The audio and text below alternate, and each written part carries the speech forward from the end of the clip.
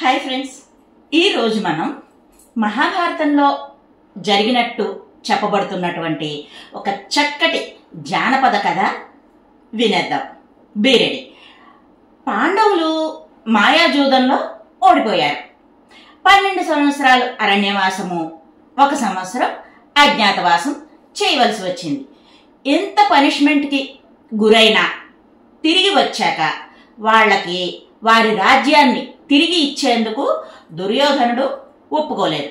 కనీసం 5 ఊళ్ళన్నా ఇప్పించమన్నా కృష్ణుని రాయబారము చల్లలేదు. దానితో కురుక్షేత్ర యుద్ధం అనివార్యమైంది. కౌరవులు యుద్ధానికి మంచి సందడిగా సన్నద్ధమయ్యారు. కానీ ఒక్కొక్క రోజు గడిచే కొద్దీ పాండవులదే పైచేయిగా కనిపించసాగింది. యుద్ధంలో తగులుతున్నటువంటి ఎదురు దెబ్బలకి దుర్యోధనుడికి దిమ్మ తిరిగిపోయింది. మనసులో కసి పెరిగిపోయింది. అలా జరుగుతుండగా ఓ రోజు రాత్రి ఆ కోపంతో భీష్ముడి శిబిరంలోకి అడుగుపెట్టాడు దుర్యోధనుడు. తాత, నువ్వు ఈ ప్రపంచంలోనే గొప్ప యోధుడివి, కానీ 5 పాండవులను చంపలేకపోతున్నావంటే నమ్మలేకపోతున్నాను.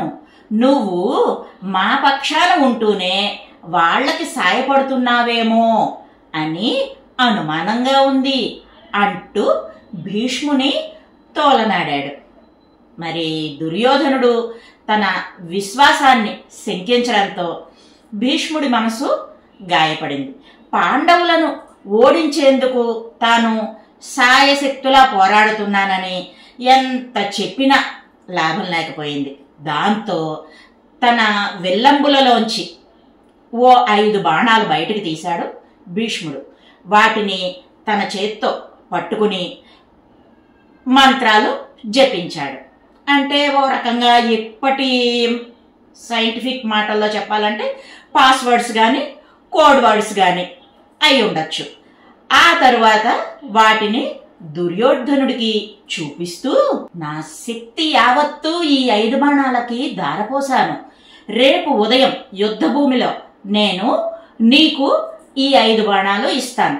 వీటితో నువ్వే నీ చేతులతో ఈ బాణాలతోనే పంచపాండవులందరినీ కూడా సంహరించగలవు అని చెప్పాడు. భీష్ముని చేతిలో ఉన్న ఆ 5 బాణాలు చూడగానే దుర్యోధనుడి ప్రాణం లేచి వచ్చింది. కానీ వాటిని ఆ రాత్రి భీష్ముడి దగ్గర ఉంచడానికి మనసు ఒప్పలేదు. భీష్ముడు అసలే పాండవ పక్షపాతి అని తన అనుమానం. మరి తెల్లవారేసరికి అతని మనసు మారిపోతే ఇంకేమైనా ఉందా? ఆ బాణాలను పాడు చేసినా పర్వాలేదు, కానీ పోయి ఆ పాండవుల చేతికిస్తే అది తిరిగి తన ప్రాణాలకే ముప్పు కదా అని ఆలోచించి భీష్ముడు వద్దు బాబు అంటున్నా వినకుండా ఆ బాణాలని తనతో పాటు తీసుకొని తన శిబిరానికి బయలుదేరాడు. మరి దుర్యోధనుడికి భీష్ముడికి మధ్య జరిగినదంతా గూఢచారుల ద్వారా శ్రీకృష్ణుడు తెలుసుకున్నాడు. రేపు యుద్ధ భూమిలో దుర్యోధనుడు గాని ఆ 5 బాణాలు ప్రయోగిస్తే ఇంకేమైనా ఉందా అనుకున్నాడు శ్రీకృష్ణ పరమాత్మ. ఈ అపాయాన్ని తొలగించే ఉపాయం ఏదైనా ఉందా అని ఆలోచించాడు. వెంటనే పూర్వం జరిగినటువంటి ఓ సంఘటన శ్రీకృష్ణుడికి గుర్తొచ్చింది. అవి పాండవులు అరణ్యవాసం చేస్తున్న సమయంలో ఒకసారి దుర్యోధనుడు వాళ్ళు ఉండే ప్రాంతానికి దగ్గరలో విడిది చేశాడు. ఆ సమయంలో ఆ ప్రాంతపు గంధర్వులతో దుర్యోధనుడు తగవబడ్డాడు. పోరు జరిగింది.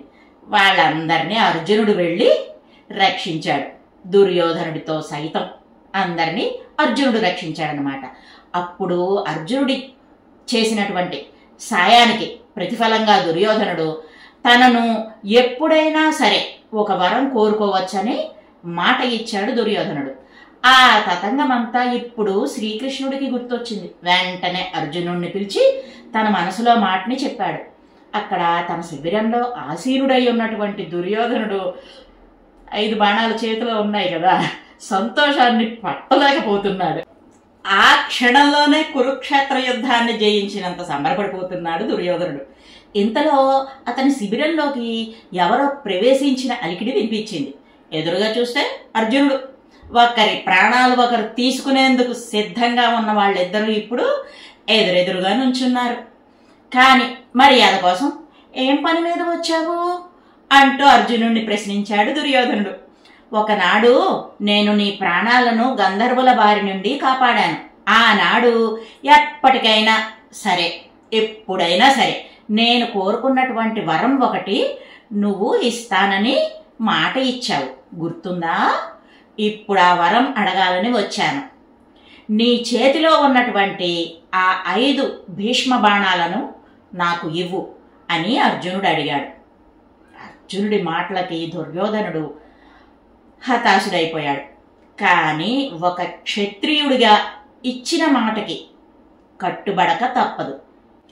కసి కోపంతో ఎన్ని ఉన్మత్త వేషాలు పూర్వకాలంలో వేసిన తన ప్రతిష్ట దిగజారుతుందేమో అనేటప్పటికి విషయంలో మాత్రం ఒక్కొక్కసారి కొంచెం మంచిగానే ఆలోచించేవారు పూర్వం.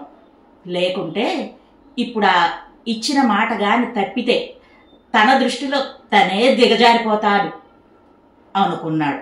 అసలే ఆత్మాభిమానం కలిగిన వాడు కదా. అందుకని నిశ్శబ్దంగా తన చేతిలోని భీష్మ బాణాలని అర్జునుడి చేతిలో ఉంచాడు. ఒక రకంగా ఇప్పటి కాలంలో అవి మిస్సైల్స్ అన్నమాట. వాటిని కాస్త తీసుకెళ్ళి అర్జునుడి చేతిలో పెట్టేశాడు. భీష్ముడు రేపు ఉదయం యుద్ధభూమిలో ఇస్తానన్నా వినకుండా వాటిని తనతో తెచ్చుకుని ఉంచుకున్నందుకు పశ్చాత్తాపంతో కుమిలిపోయాడు.